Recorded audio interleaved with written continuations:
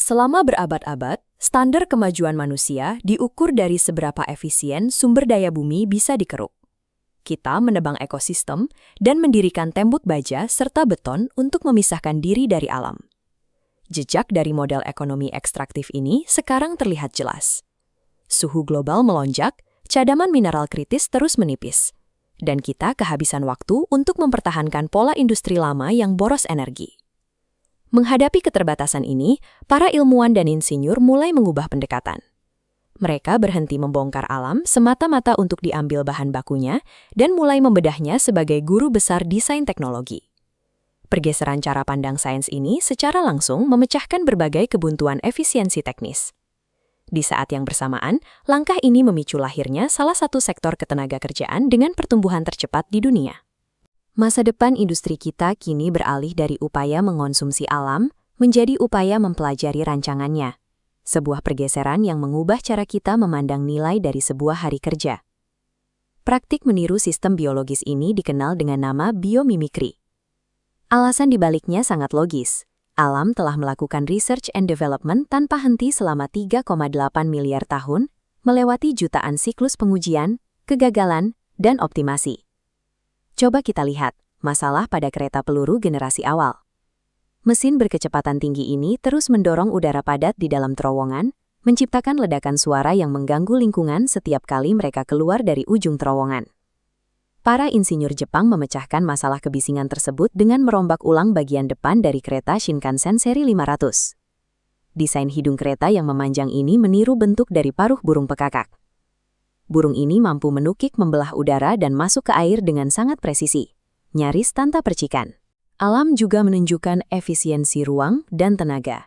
Setiap kepakan sayap angsa dalam formasi terbang ini menciptakan daya dorong ke atas bagi burung di belakangnya, meningkatkan jangkauan terbang kelompok hingga 70%. Desain sayap pesawat terbang modern kini menerapkan prinsip aerodinamika tersebut. Sementara itu, sayap kupu-kupu Morpho menghasilkan warna biru cerah tanpa menggunakan pigmen warna sama sekali. Mereka mengandalkan struktur skala mikro di tepi sayap untuk memantulkan gelombang cahaya tertentu, sebuah trik optik yang kini memandu pembuatan layar elektronik minim energi.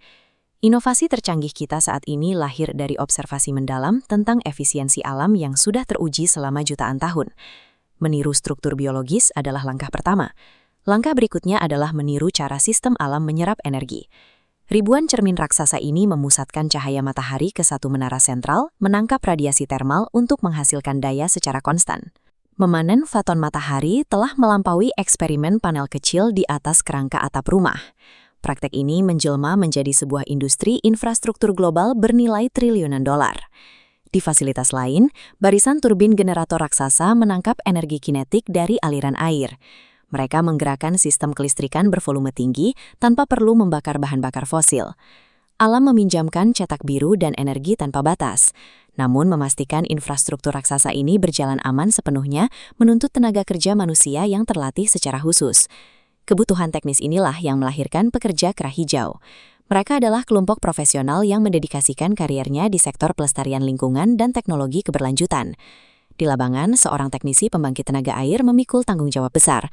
Mereka memecahkan masalah mekanis agar turbin pembangkit bebas polusi tetap menyala dan menyuplai jaringan listrik nasional.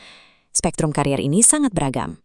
Kamu akan menemukan petani urban yang menyulap ruang sempit kota menjadi lahan pangan organik, hingga edukator konservasi yang merancang strategi komunikasi untuk mengubah perilaku publik. Dampak ekonominya sudah terlihat dalam skala besar.